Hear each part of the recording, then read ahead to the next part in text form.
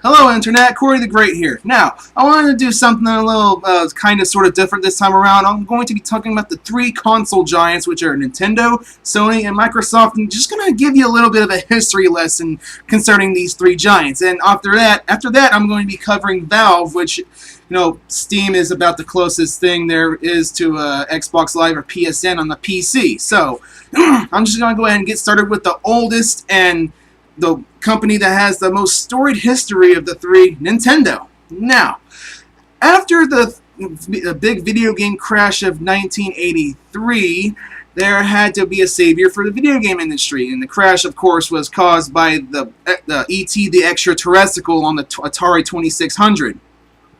No, not terrestrial. Terrestrial. See, E.T. the Extraterrestrial is the movie that is awesome, and E.T. the Extraterrestrial pretty much destroyed the entire industry upon release.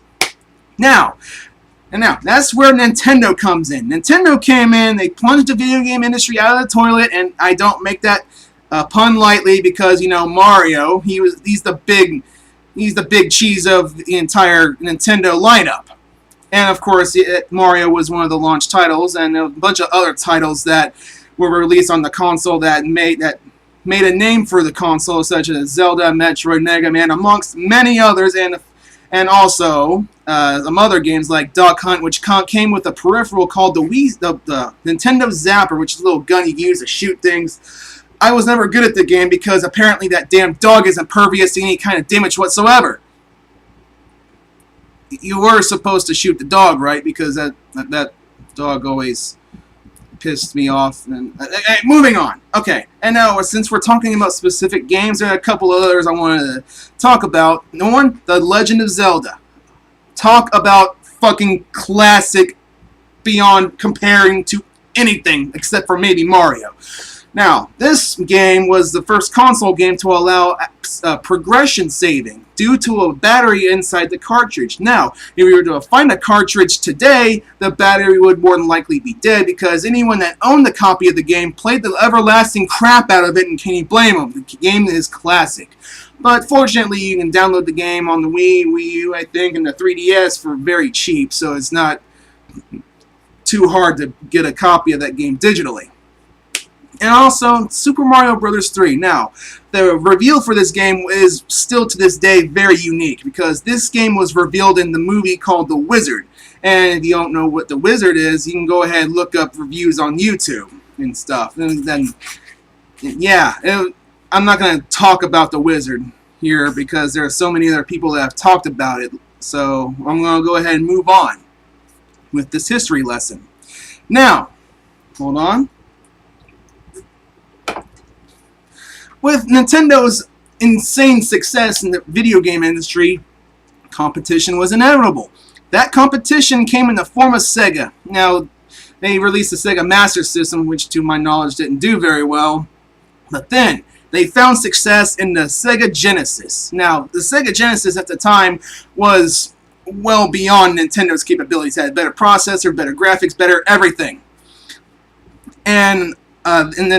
So, in order for Nintendo to maintain its dominance, it had to release a whole new console, which came in the form of the Super Nintendo, or SNES for short. Now, this started the very first console war, which in many people's minds is the bloodiest and longest, most drawn-out console war in history of console wars. You think the Nintendo, Xbox, and PlayStation war is a big deal. No.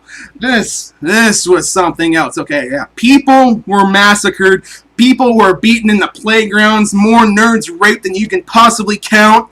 And there is a website out there that survivors of this war go to describe their experiences. It's called YouTube.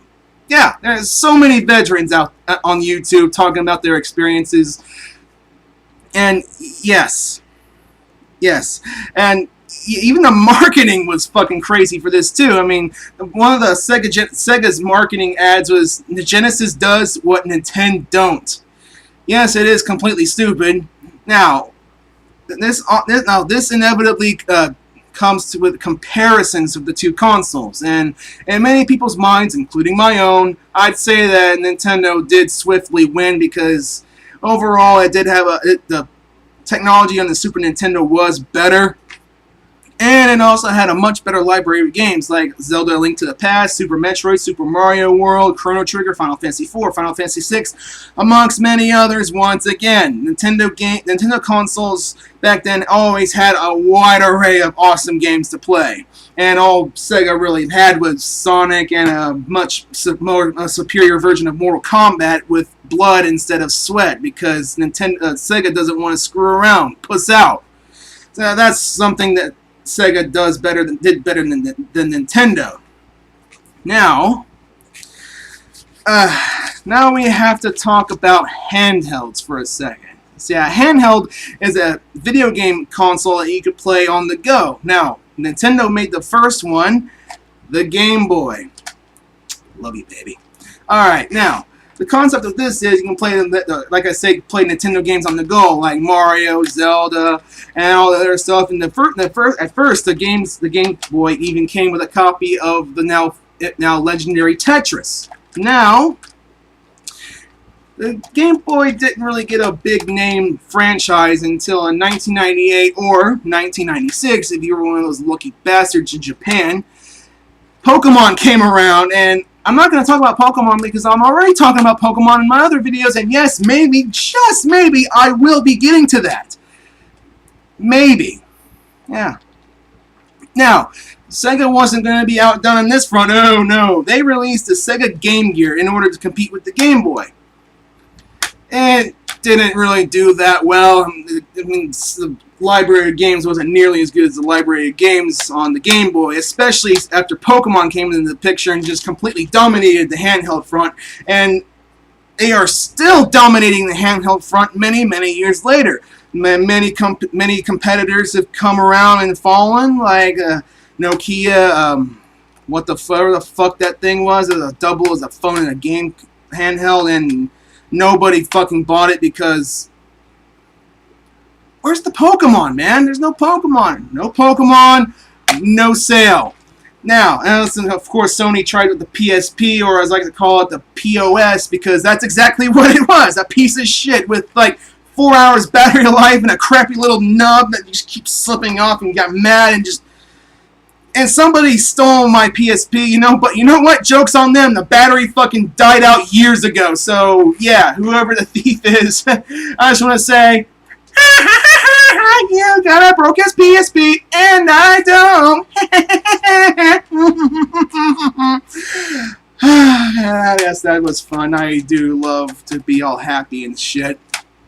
Now, I'm going to go ahead and end this video here, because next time I'm going to be covering 3D, which is the N64 and beyond, and of course the Game Boy Advance. Oh, and also I wanted to talk about the peripherals for the Game Boy. Now, the Game Boy by itself can be a bit of a pain to use, and it came with a bunch of stuff like the Nintendo and the Super Nintendo did, like a magnifying glass you can use on a little analog stick thing for replacement of the D-pad, AC adapter, a link cable that was mainly used in Pokemon, and if you lost a Pokemon battle, you take that little cable up around their neck and oh, you're fucking on YouTube! Yeah. Yeah, and by the way, once you got all the peripherals, it was so big and bulky and cluttered it wouldn't even fit in your pocket, that unless you owned a pair of cargo pants, you know, those cargo pants with the big pockets that just scream, hey, I own 8 bongs, 13 pipes, and 2 hookahs, and about 5 beanbag chairs. I'm a stunner. No, I'm not, but whoever owns those pants more than likely are, and that's about the only way you're gonna fit the Game Boy in your pocket in its final form. So, yeah, most people didn't have all of that, especially the magnifying glass and the thing. Most people just had the link cable, because that's the only way you can battle your friends in Pokemon, trade Pokemon, and get all 150 so you can catch them all! So, yes, I will be saving the rest of the Nintendo's history next time. So, until then, goodbye, Internet. Corey the Great out.